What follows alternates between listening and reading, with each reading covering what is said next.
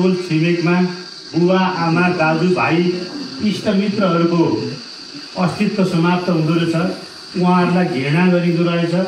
त्यसपछि टोलको इज्जत जाँदो रहेछ, त्यसपछि वडाको जाँदो रहेछ र लास्टमा गएर के हुँदो रहेछ त कहाँको भन्दा सिङ्गो नेत्रावती डबजोङ गाउँपालिकाको मान्छे भनेर हामी राष्ट्रभरि नै, जिल्ला मात्र नभएर राष्ट्रभरि नै के हुन्छौँ त फलान ठाउँको मान्छे यस्तो खराब रहेछ भन्ने सन्देश मिडियाहरूबाट आउन थाल्छ।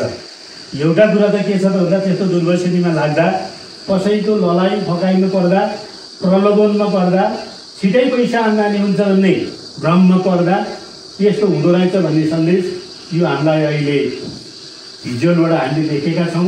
भाइ बहिनीहरूले पनि यदि हाम्रा समाजमा कोही दाइ भाइ दिदी बहिनी त्यस्तो कुलतमा लाग्न थाल्नु भएको छ भने सक्दा आफूले फकाउने, सकिँदैन भने आफूभन्दा ठुलालाई सूचना दिने, टोलमा दिने, भएन विद्यालयमा दिने, भएन प्रहरी कार्यालयमा दिने गयो भने हामीले बेलैमा त्यस्ता कुलतमा लाग्न खोजेका भाइ बहिनीहरूलाई सुधार्न सक्छौँ।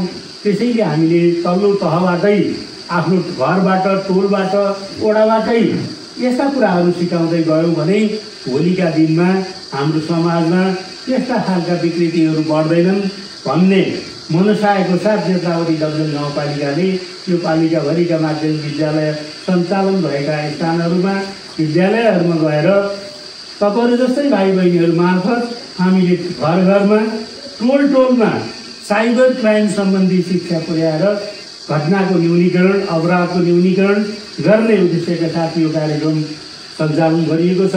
यसमा भाइ बहिनीहरूले दत्तचित्त लगाएर अलि गहिरिएर र मनन गरेर भोलि कतै हामी पनि त्यसमा पुगिन्छ कि त्यही बाटोमा पुगिन्छ कि कसैले भन्ला यो बोकेर फलान ठाउँमा पुर्याइदिए, यति झोला पुर्याइदिए बापत 10,000 आउँछ, त्यो भित्र के छ हामीलाई थाहा केही पनि थाहा छैन, तर हामी झोला पुर्याइदिन्छौँ। तर फन्दामा के परिन्छ त भन्दा त्यो झोलाभित्र नचाहिने कुरो ओसार पसार भइरहेको हुन्छ, प्रहरीले समाउँछ, खुन्छ, कानुनले कारवाही गर्छ र जिन्दगी बर्बाद हुन्छ।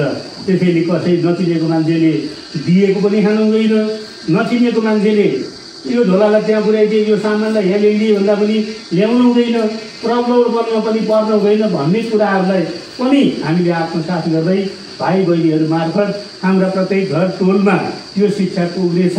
प्रहरीप्रति नेगेटिभ हुनुको कारण के हो? तिमीहरूको सबैभन्दा प्रिय चिज खोजेर लगेर रातो गलबन्दी मैले खोसेर लगेँ, कस्तो रिस उठ्छ भन त?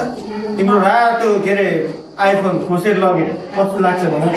तिमीले भर्खर किनेको साइकल खोसेर लगे कस्तो लाग्छ भन त? त्योभन्दा नि सबभन्दा ठुलो तिम्रो स्वतन्त्रता खोज्ने चिजको हनन गर्ने भएकोबाट प्रहरीप्रति तिमीहरूको नकारात्मक धारणा हो। सबैलाई चाहिन्छ प्रहरी, तर मन चाहिँ कसैलाई पर्दैन भन्छ के होइन? त्यो हिसाबले तिमीहरूले के बुझ्नु पर्यो भने त्यो म्यान्डेट यहाँको मात्रै होइन होला, थ्याङ्क यू भाइ, यहाँको मात्रै होइन संसारभरि हो। त्यो हिसाबले मैले तिमीहरूले के अनुरोध गरेँ भने त्यो तिमीहरूको सोचाइ बदलाऊ। अब हामी आइसकेका छौँ, तिमीहरू जस्तै आजभन्दा 20 वर्ष अगाडि म पनि यसरी नै कुनै क्लासमा सायद त्यो अन्तिम बेन्चतिर हुनुपर्छ, यहाँ बसेर भए डाक्टर हुन्थ्यो होइन, अन्तिम बेन्चतिर बसेर पढाएको थियो होला, त्यो ठाउँमा छु।